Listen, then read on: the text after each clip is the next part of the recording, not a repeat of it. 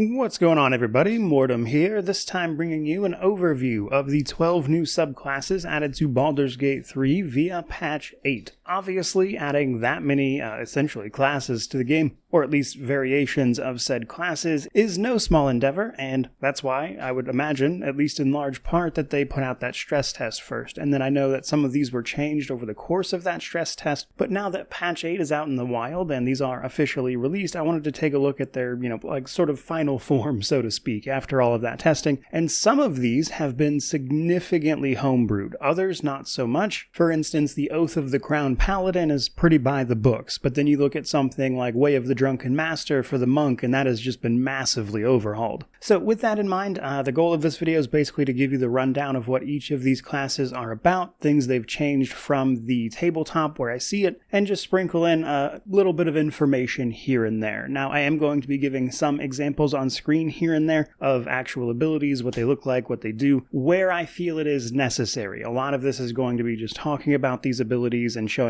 what they are in game, obviously, but a not insignificant amount of them just add things to a damage roll or adjust things like that, so it's kind of hard to show an example that isn't just generic fighting. But if everything plays out correctly, it should be a healthy mix of the two. Otherwise, though, let's go ahead and dive straight into this thing. So we are going to start out first with my favorite, the one I've been looking forward to the most, which is the Hexblade Warlock. So this was an interesting one because, in fact, they weren't implementing this, obviously, with the base game, but it's a very popular subclass. It's my favorite, obviously, but in general, it's a lot of people's favorite. It's pretty popular. And because of that, they actually had modified one of the Warlock abilities for the base game in order to encompass one of the things that you got from Hexblade, basically trying to give you that play style, whereas now we just have the actual subclass, and that, unfortunately, in some respects, actually did require a few modifications. So it's not one for one with the tabletop, and that's mostly because of that change they made to Pact of the Blade. Pact of the Blade now actually gives you your extra attack at level 5 when you pick that up. That's something that Hexblade would have normally gotten on their own at level 5. Obviously, they don't want to throw the balance of the game and double up or change a core mechanic like that, so what they've wound up doing is requiring Hexblade to pick up Pact of the Blade if they want that second attack. So that's something to know. But right away when you pick Hexblade, right at level 1, it's important to realize that this is going to give you proficiency with martial weapons as well as medium armor to fit the more melee-oriented style that this class typically goes for, as it's very much so a sort of sellsword battle mage type of generic archetype gameplay, with the Warlock's, of course, unique methods. Now, the nice thing is that the Warlock actually gets Hexed Weapon right at level 1, which is going to give their charisma for their attack rolls. This means that if you want to go this route, you actually don't need to focus on strength at all, because if you're using your Hexed Weapon like you should be, your rolls are actually using your charisma instead, so putting points in strength is largely a waste, outside of maybe, just trying to hit 10 to avoid the penalty. Another thing you get right at level 1 is your Curse. As a bonus action, they get to curse an enemy. This gives your damage against that target your proficiency bonus, which increases as you level up. Basically, you'll deal more damage to anything you apply this curse to, and what's more, it actually makes it easier to roll a critical hit. At level 3, though, is when you'll get your choice for your Pact, and these 3 remain the same, but again, if you want that second attack, you do need to pick Pact of the Blade. If you're wondering, because I did actually see some people asking, this does still stack with the Paladin extra attack or the Fighter extra attack, etc. So if you want to go like 5 or 6 levels of Warlock to pick up their stuff, and then also put 5 levels into another martial class, you will get 3 attacks. But the bigger abilities by far are realistically what they get at level 6, which is Accursed Spectre for starters. Whenever we slay a creature affected by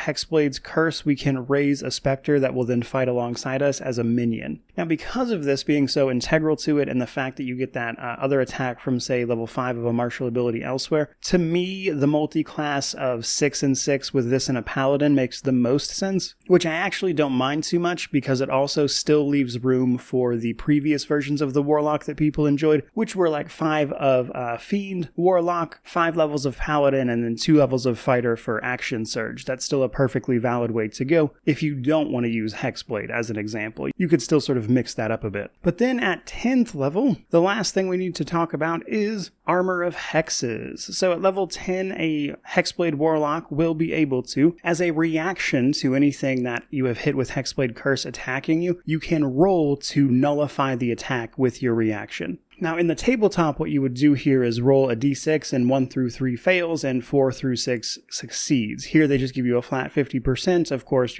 more or less being the case of how that works in the tabletop version. So overall, Hexblade is mostly pretty by the books, with that small change to, of course, the Pact of the Blade, which brings us to Oath of the Crown Paladin. So the Oath of the Crown is all about law and responsibility, taking your oaths and responsibilities seriously. So in that regard, it's very standard Paladin stuff. Now the good news is, because of the way this adventure works, Paladins are very strong. We fight a lot of enemies, they get a lot of special advantages to dealing with, which means, of course, their just sort of base toolkit is really good here. Which means that even though the Oath of the Crown subclass isn't something I love personally, it's gonna be pretty good. And the reason for that is largely because it turns you into a sort of hybrid tank and healer. Right away, at level 1, you get the ability called Righteous Clarity, which will let you target yourself or an ally and give you the target's proficiency bonus to their attack rolls, making it easier to hit things, which is pretty good at level 1. But then at level 3, when they start picking up their Channel Divinity stuff, they get Turn the Tide, which is an area-wide heal, which they can cast as a bonus action with their Channel Divinity charges, which makes that a pretty strong heal early in the game. But then also at that same level, we pick up Champion's Challenge. This will challenge the enemies around your character, essentially forcing them to attack the Paladin, which is likely going to be your most heavily armored character. And if they do not attack you, they get disadvantage, making it harder for them to hit anybody else if they try to. Now, the really cool part here as well, though, is this is also a bonus action, which means you can still attack after doing this. And then finally, at level 7, they pick up Divine Allegiance. When an ally nearby them takes damage, you can instead use your reaction to take that damage for them, essentially. Now, the trick is this cannot be reduced. Essentially, they roll on the character they are attacking, and you take that damage instead. So all the calculations have been done, and you cannot mitigate that further. So all in all, pretty good subclass for Paladin. It's just a really strong class in this game, just generally speaking, so it's gonna be good here as well. But then we've got the Path of the Giant Barbarian. So this takes what I would say was already a popular way to play the Barbarian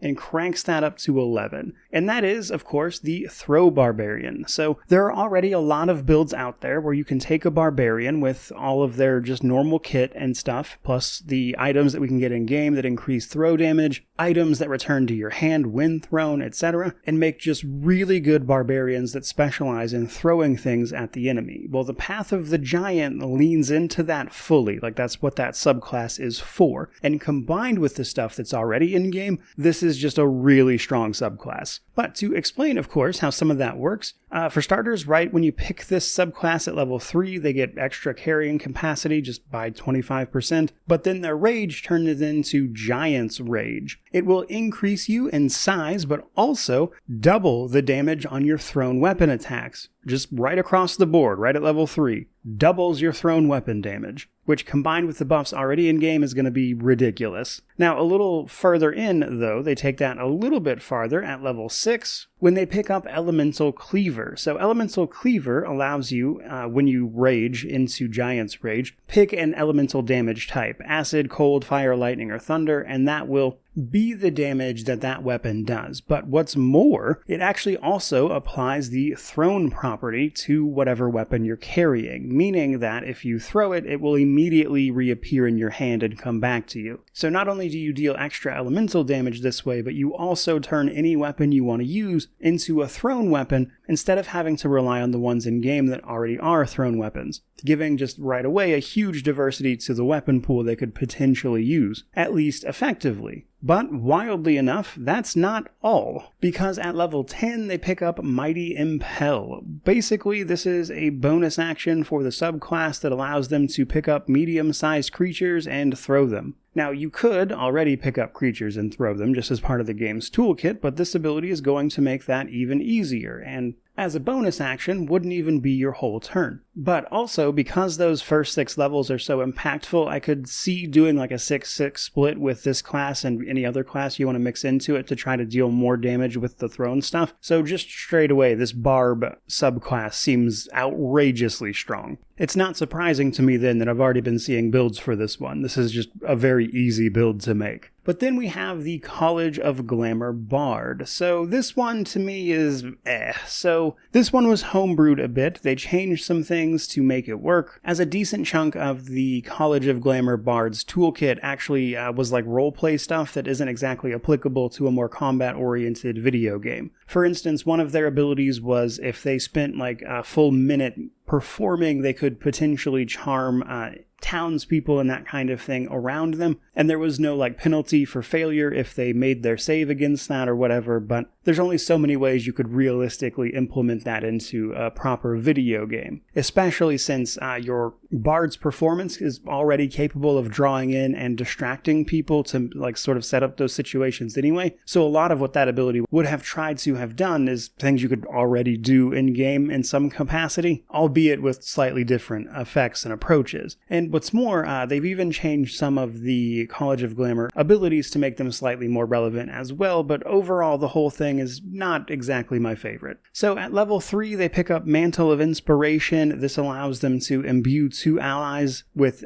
temporary hit points that increase as they level up, but if they are hit with melee attacks, enemies can become charmed. This is a bonus action that uses Bardic Inspiration, so you could still, say, use a spell or whatever else after this, and attempting to charm enemies on hit is not a bad ability by any means. So I think if you're going to play College of Glamour Bard, it's probably this ability that you're going to be doing it for primarily. Because at level 6, they also pick up Mantle of Majesty Command, which effectively just as a bonus action allows them to cast the spell Command in a way that, isn't a spell, and thus can command a creature to flee, move closer, etc. like normal. So, Command's alright, but it's not exactly my favorite spell in the world anyway, so getting an ability that allows you to do this isn't terrible, but it's not exactly groundbreaking either. Now, the good news here is that bards are really good spellcasters generally, so if you wanted to mix College of Glamour and just kind of take advantage of some of that spell effect with Mantle of Inspiration combined with the already pretty good spell list of a bard, you could still absolutely sort of roll that into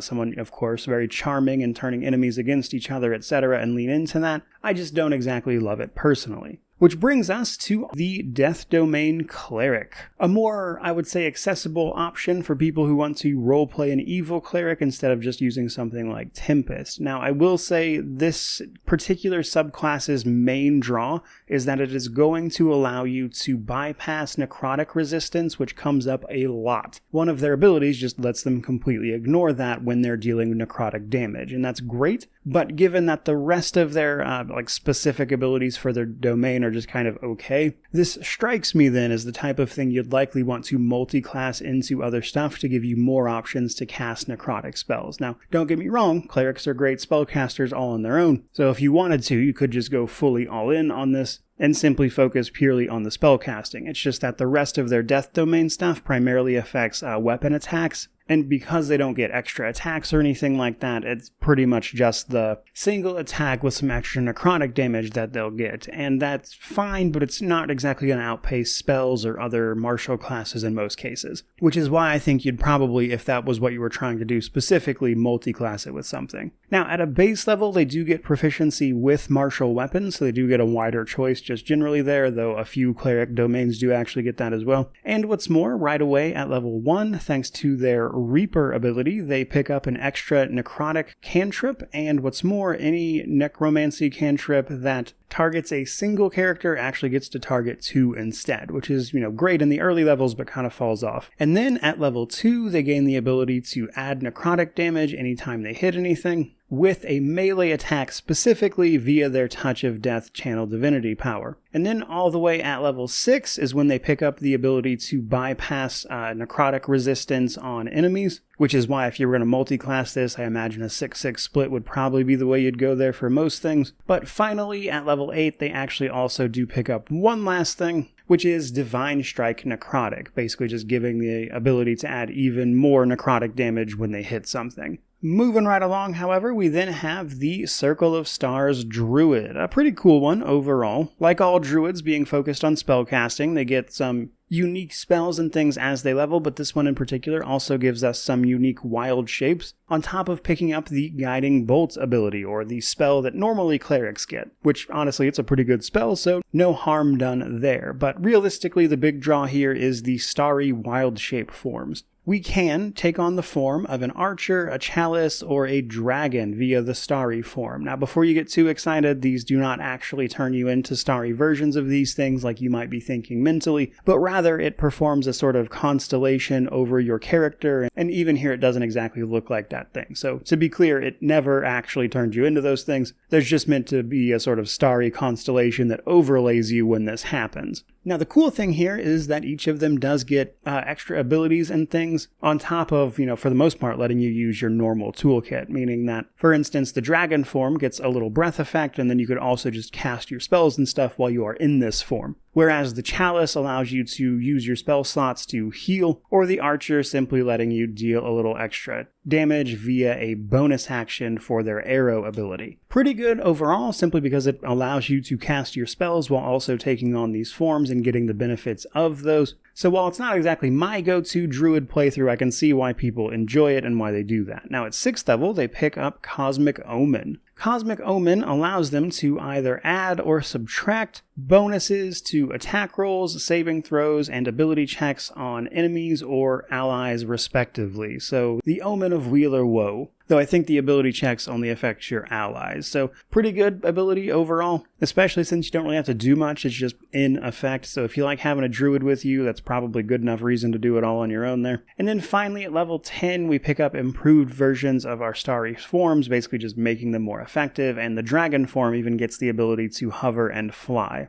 Otherwise, they just deal more damage and heal more. Moving along, however, we then have the Arcane Archer. The Arcane Archer is, in the most simple terms possible, the ranged version of the Battle Master, which is to say, at level 3, when they pick up their subclass, they will gain the ability to shoot magical arrows or arcane arrows that have varying effects utilizing their arcane arrow resource pool. All of these basically deal extra damage and also provide some sort of extra effect, be that extra psychic damage, which may actually charm the enemy, or the classic explosive arrow, or bursting arrow in this case as it's called, enfeebling arrow, grasping arrow, which will slow enemies down, seeking arrow, which will make sure that you don't miss, a piercing shot that can potentially hit more than one target if they're kind of lined up properly for you, etc. Now, the cool thing about a lot of these is that if the attack misses, it will actually refund the arcane arrow point that you spent to use it, which is pretty nice. What's more, you actually do get a few magical abilities to cast as well, just a few spells here and there, mostly cantrips, so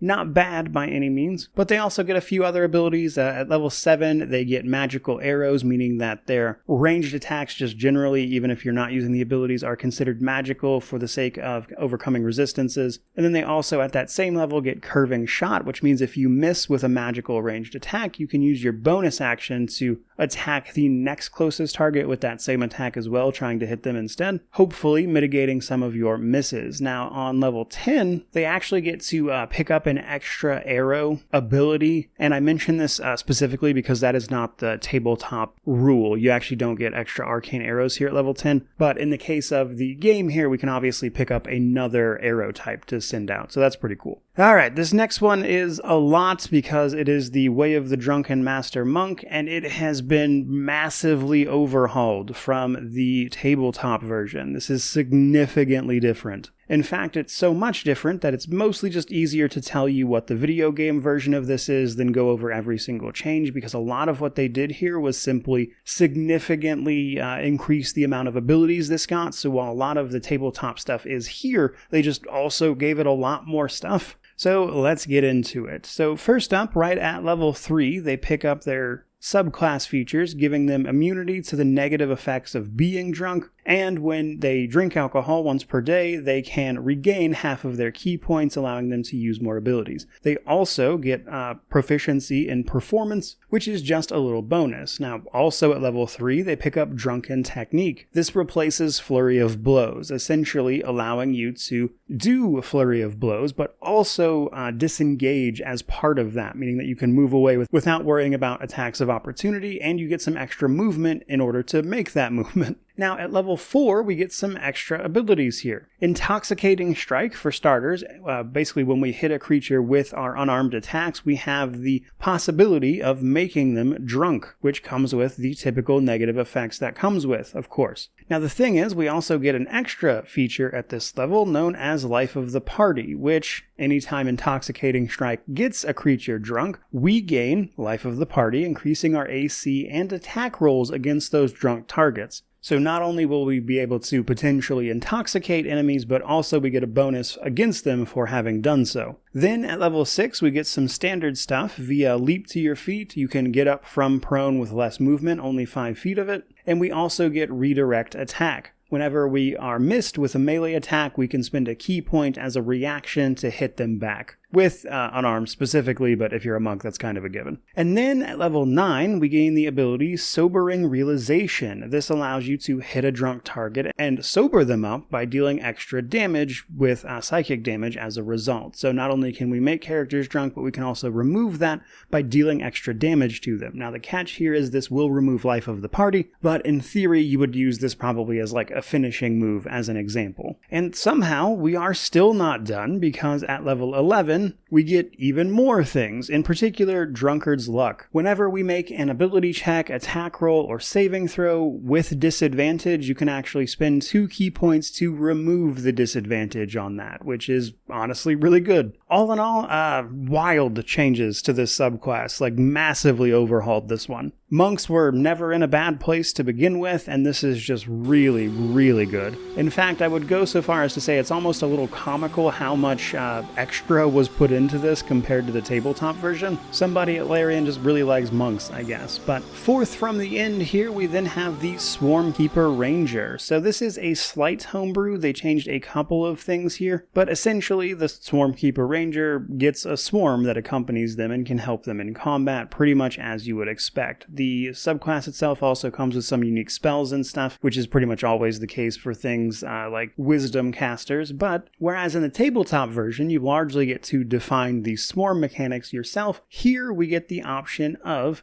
bees, jellyfish, or moths. And what's cool, this does actually come with a unique visual effect for every single swarm, but they do actually do different things, which is a little different from the tabletop as well. For instance, while the bulk of this is the same, once per round the swarm is going to assist you and either attack that same enemy you did, dealing additional damage, do a unique thing, like for instance the moths can blind your enemy, and then finally they can, instead of doing that stuff, teleport you to a safer location. Now, the difference from the tabletop version here is that each of these can attack and deal a different kind of damage, and also take a unique action sort of in the middle of those 3 options. So the moths can blind things, the jellyfish can shock your enemies, whereas the bees can actually push them. That's all sort of unique to this setup. And every level up, you can actually swap between the different types of swarms if you want to, so that's a thing. But also, when you pick up the subclass at level 3, you gain the ability to deal double damage from your swarm if they are hitting the targets of your Hunter's Mark spell, which is definitely worth knowing. Now that's the bulk of what they get, but then finally at level 7, they do get the ability to use Writhing Tide. So they get a special resource for this that effectively allows them to use their swarm to fly, while also causing them to just hover while it's active. I think it's for like 10 turns by default, and this is going to let you ignore surface effects, of course. So pretty good little ability there. Now at level 11, the strength of these swarms do actually increase via Mighty Swarm. This just makes them stronger generally, causing them to deal more damage. When they teleport you, your armor increases, that kind of stuff. So just, again, makes them stronger overall if you try to go the full, say, 12 levels for this particular subclass. Pretty good overall. I like the flavor here. Probably, again, wouldn't be my first choice personally, just in terms of the other stuff I like from Rangers, but definitely a pretty solid subclass. Finally starting to wrap up with the Swashbuckler Rogue, however. So the Swashbuckler Rogue is also a class that saw a fair bit of deviation from the tabletop version, but I don't think that's a bad thing by any means, because they were perhaps a little bit boring, to be honest. So right away at level 3, when you pick the Swashbuckler, they get rakish sneak attacks. Essentially, these are sneak attack that is easier to trigger, because we can get it without having advantage against them if there are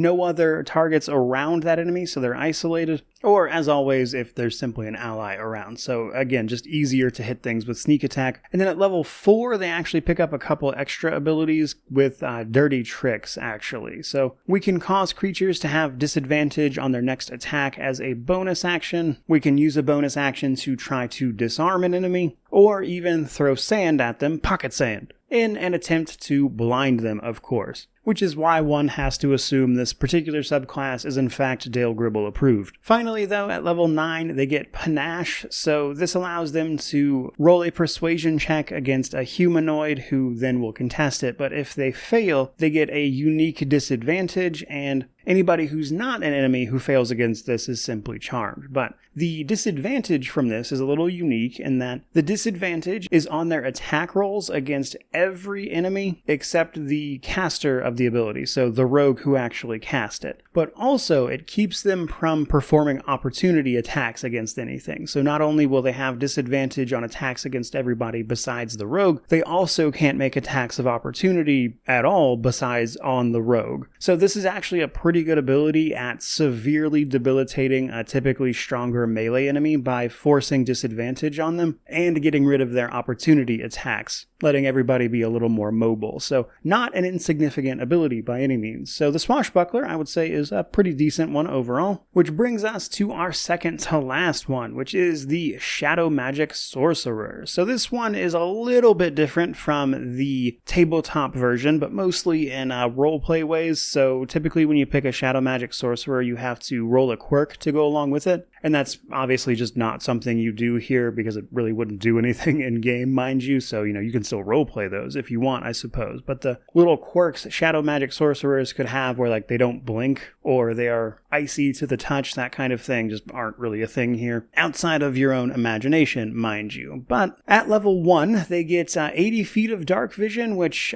by the way, just randomly is actually also technically a change from the tabletop version where they get 120 feet. Not exactly sure what they nerfed that for, but it is nonetheless the same otherwise. They also pick up Strength of the Grave, which will allow them to regain 1 hit point when they get dropped to 0 instead of becoming immediately downed, letting them avoid that fate momentarily at least. Otherwise, it's pretty standard sorcerer stuff until level 6 when they pick up their Hound of Ill Omen. This is effectively a summon that you can utilize, of course, to ideally lock down your enemies, as it gets an ability that will ensnare enemies around it and can obviously make attacks of its own against enemies as well. Which means it is not a bad little ability at all. So obviously just straight action economy from having another enemy do those things, but the fact that it can lock enemies down and then you as the sorcerer could do what sorcerers do and blow everything up, while also getting those little extra perks from just being a Shadow Magic Sorcerer, it's pretty good overall. And then actually at level 10, for whatever reason, they decided to move an ability up called Shadow Walk. This is normally something you would get at level 14, but here in BG3, you'll pick this up at level 11. And in fact, it's even a stronger version of Shadow Walk. So basically what this does is, as a bonus action, lets you teleport into a shadow area. And then the next spell you cast that turn, so you could cast this as a bonus action and then cast an actual spell, will benefit from distant spell without using any of your sorcery points, which basically gives you a longer range. So not only can you retreat, but you get longer range to attack the enemy from as well. Again, normally you wouldn't get this at all because of the level requirement, but it looks like they moved that up in the level advancement just to make this subclass that much stronger. And between this ability and the Hound of Ill Omen, I think there's a lot to enjoy about this subclass if you take it all the way. So probably not the kind of thing I'd be multi-classing with, but it's otherwise quite good. And then last but not least, we have the Bladesinging Wizard. So this one is a little bit interesting in the sense that it actually does a few extra things that the level up screen won't necessarily tell you about. But the general gist of the Bladesinging Wizard is that it provides some melee options to the wizard itself. Now, the catch here is, even with the extra stuff they've added, I still think this is more role-play-oriented subclass. And the reason for that is simply because a lot of times, while you can use your melee hits and everything against certain enemies, and we'll get into that, it has some unique effects, the thing is, wizards, of course, are known for their spell casting, which they are pretty unrivaled at. And in fact, in most cases, it's gonna be better to use those spells, which is likely gonna get you more damage. A lot easier or more efficiently than going about it with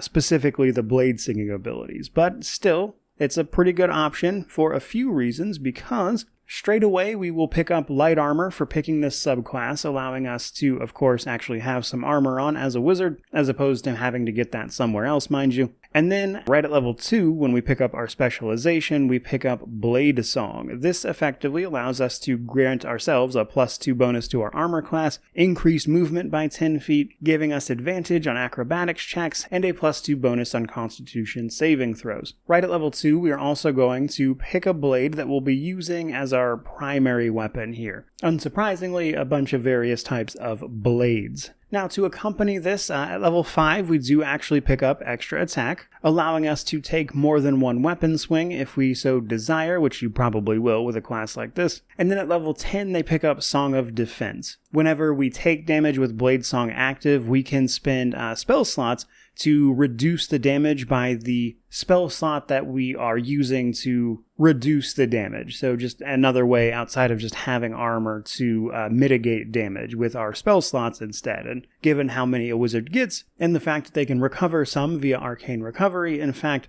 not a bad trade-off by any means. Now, the sort of catch here, though, is that that's actually not everything that the Bladesinging Wizard does, because what else they get during their Bladesong is actually 2 different types of charges they can build up, healing and damage charges respectively, when they are in their Bladesinging mode with Bladesong active, that is, and engaging in combat, they'll be building up these charges over the 10 turns that Bladesong will be active. However, while this is active, at any point, once you've built up the charges you want to build up, you can activate their Bladesong Climax, which will actually let them utilize all of the charges you've built up to deal additional damage, as well as heal you and your allies in the area of effect, because what this also allows you to do is effectively target an area within 30 feet of you and perform an AoE attack that detonates all these charges you've built up. Now, with the proper amount of setup and work, I think there are situations where this could be really fun to utilize. But again, just given how powerful wizards are in the late game, I just don't see a lot of situations where, just in terms of raw effectiveness, casting the spells you get wouldn't just be the easier and more efficient option. But again, if you want to go purely for roleplay,